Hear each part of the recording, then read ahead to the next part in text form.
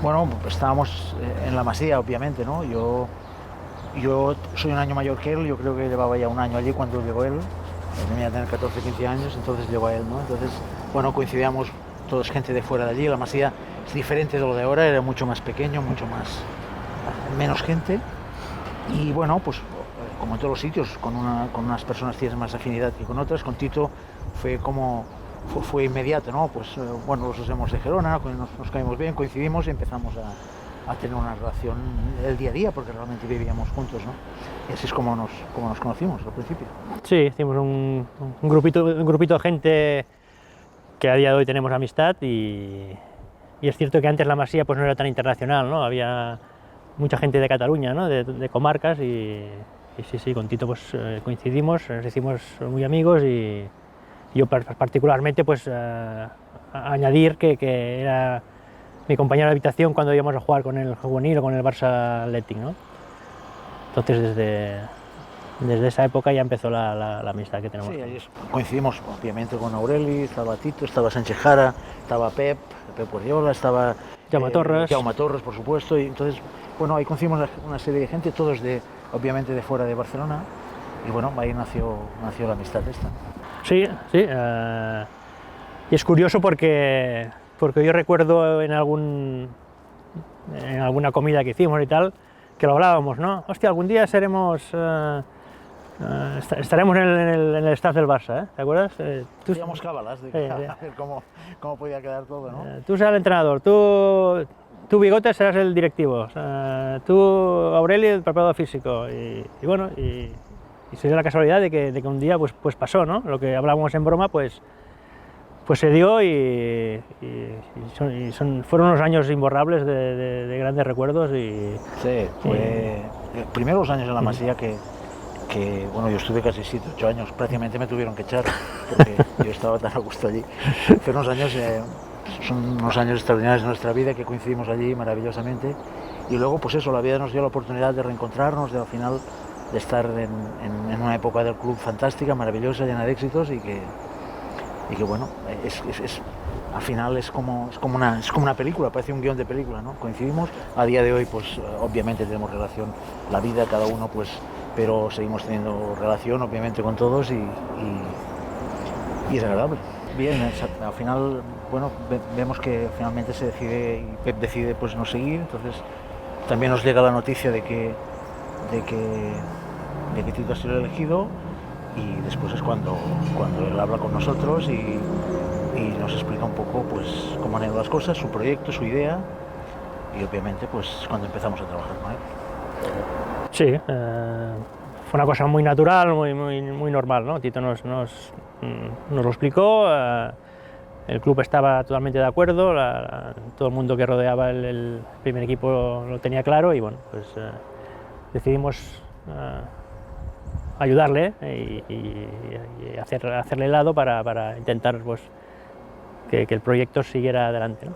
Bueno, yo creo que para nosotros fue fácil, entre comillas, ¿no? Porque al final habíamos trabajado en la base con chavales, con muchos de estos jugadores del primer equipo, habíamos trabajado cuando eran pequeños, entonces había una relación de mucho respeto hacia nosotros y los jugadores, sobre todo a Tito, le respetaban como el que más, ¿no? Sabían que había trabajado con ellos desde pequeño, sabían que era un tío muy directo, era un entrenador que te hablaba de cara, que no te engañaba y aparte, bueno, era un enamorado de la Masía como nosotros y eso también era un valor añadido a que la relación con los jugadores, que la mayoría de la plantilla eran jugadores de casa, que fuera mejor, ¿no? Bueno, yo creo que fue fácil, obviamente porque somos amigos, nos conocíamos de toda la vida, pero a veces esa circunstancia de ser amigos puede ser, si no lo interpretas bien, pues puede llevar a problemas. Nosotros obviamente somos amigos de él, pero teníamos muy claro que al final esto es el primer equipo de Barcelona y hay una exigencia muy grande y obviamente era nuestro amigo, pero también era nuestro jefe, ¿no? De cierta manera, y por tanto el respeto era máximo, ¿no?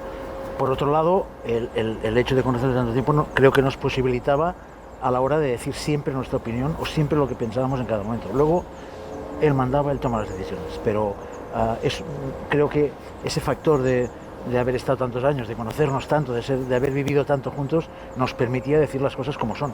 Y eso creo que es una ventaja y que a veces no ocurre, ¿no? Y como ha dicho Aureli, es verdad, en cierto sentido para nosotros fue cómodo porque una parte muy importante del núcleo del equipo eran gente que había estado con nosotros, que incluso los habíamos entrenado en los equipos inferiores, y por tanto en ese sentido para nosotros la relación o entrar directamente en el equipo fue relativamente cómodo. Bueno, al final no fue buscado.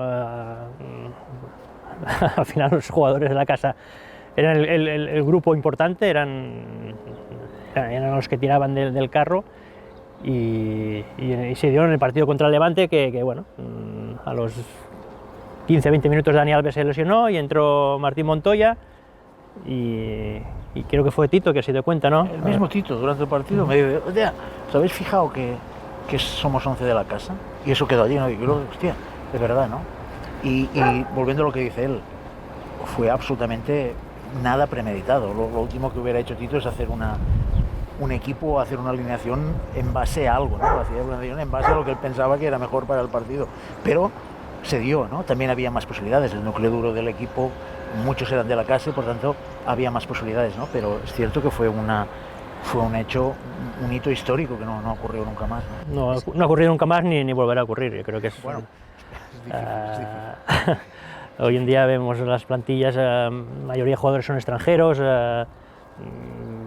el Barça es de los pocos clubes que todavía pues apuesta por gente de la casa, ¿no? Pero claro, 11 jugadores de este nivel sí. De la casa en un equipo top es muy difícil, obviamente. Creo que es imposible. No obstante, es lo que comentábamos antes con Aureli, ¿no?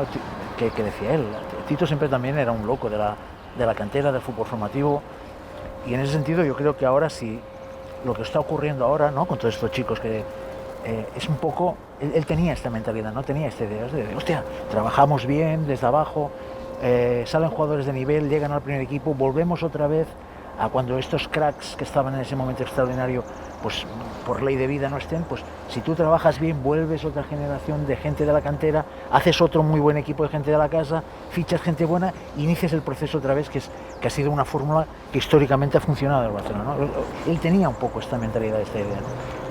Pues por desgracia no nos dio tiempo. La llegada de los 100 puntos fue una obsesión de Tito. Volvió de Estados Unidos, ya recuperado y bueno, recuerdo que el día que conseguimos el título, que todavía quedaban algunos partidos, jugamos al día siguiente creo, porque me parece que el Madrid perdió, entonces ya fuimos campeones sin jugar y entonces íbamos al campo del Atlético de Madrid y ahí me acuerdo que Tito dijo, no, aquí hay que seguir ganando porque hay que hacer los 100 puntos. Quedaban todavía algunos partidos y al final lo conseguimos. Él está obsesionado en eso y mentalizó a los jugadores de que era posible y los jugadores respondieron hasta el último partido, ¿no? No, esto demuestra un poco también, lo he comentado siempre, ¿no? Muchas veces, ¿no? La implicación que tenían los jugadores en ese momento, porque es verdad, tú puedes decir, hay que ganarlos, pero tú cuando eres campeón, quieras o no quieras, la gente, los jugadores, te relajas, piensas en otras historias y es difícil cuando eres campeón y faltan varios partidos seguir manteniendo el nivel, ¿no? Pero, repito, había una comunión muy grande entre plantilla, staff, equipo, todo el mundo y fue posible hacer esto, ¿no?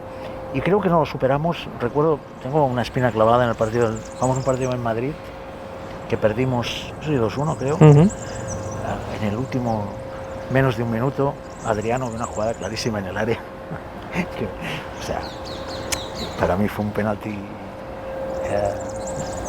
de libro, pero bueno, obviamente no había ni VAR ni nada, y aunque lo hubiera habido, pero bueno, al final no pasó nada, pero podíamos haber penalti, teníamos opciones de haber empatado el partido y haber superado esa cifra, ¿no? Pero esto es fútbol. Sí, pero era muy importante también para Tito y para el club ganar esa liga, porque veníamos del último año de Pep en que el campeón fue el Madrid, y entonces ya se hablaba de cambio de ciclo, ¿sabes? Desde Madrid se hablaba de cambio de ciclo y tal, y eso fue un golpe sobre la mesa del Barça, de decir, aquí el cambio de ciclo todavía no, aquí el Barça sigue siendo el mejor equipo de España.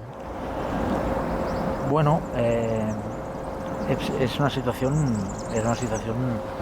muy difícil, muy anómala, que hasta ese momento no había pasado nunca, no ha pasado más y esperemos que no ocurra nunca más.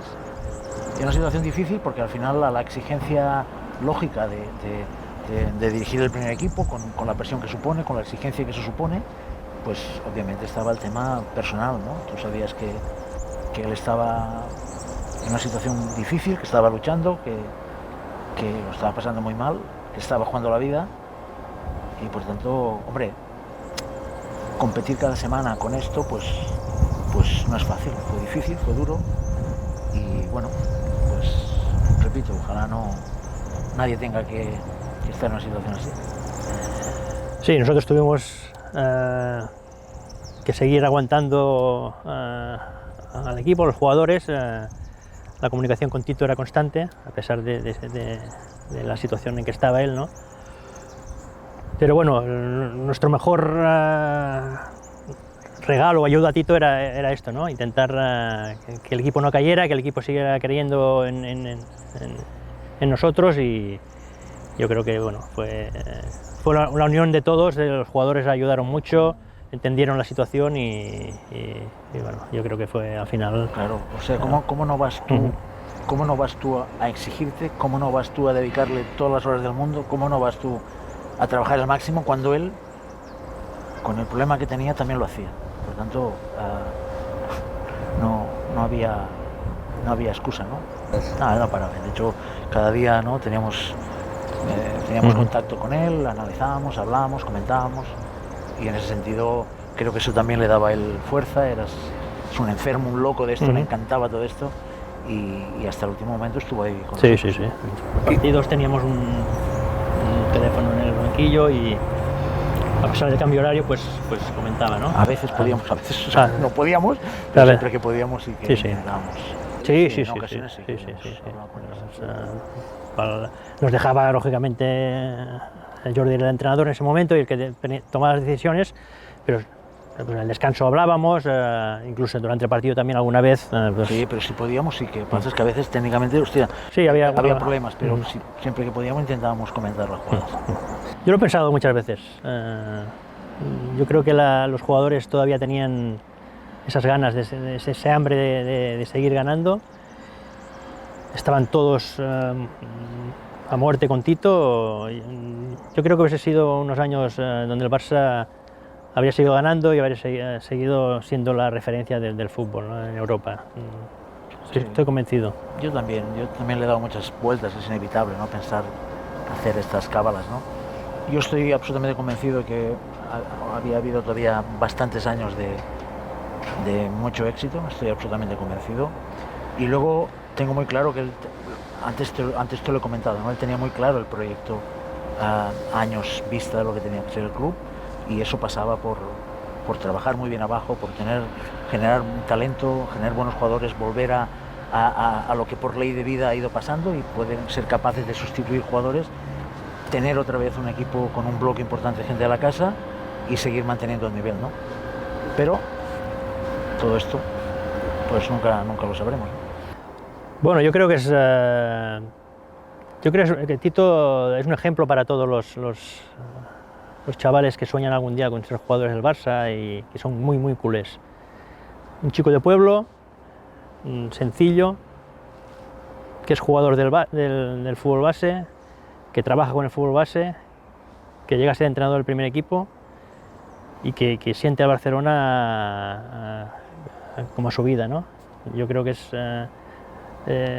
un ejemplo para cualquier jugador que entre en la casa y diga, hostia, ¿esto del Barça qué es? Pues el Barça es Tito Vilanova. Fue jugador, fue entrenador del primer equipo y siempre ha creído en el club, ¿no? Y además, totalmente de acuerdo en esto, y yo creo que Aurelio lo ha definido perfectamente bien, ¿no?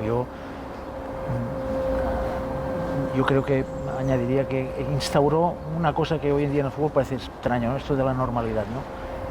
La normalidad que parece hoy en día que todo el mundo, que bueno, al final no hay para tanto, ¿eh? y él lo tenía muy asumido, absolutamente normal, y lo digo, cuando hablo de normalidad lo digo como un gran halago, ¿eh? Se comportaba normal, directo con todo el mundo, y instauró eso, la idea del trabajo, de la exigencia, del sacrificio, de estar, de sentirlo, de vivirlo y de disfrutar apasionadamente su profesión, ¿no? Y esto, pues, a veces no es tan habitual.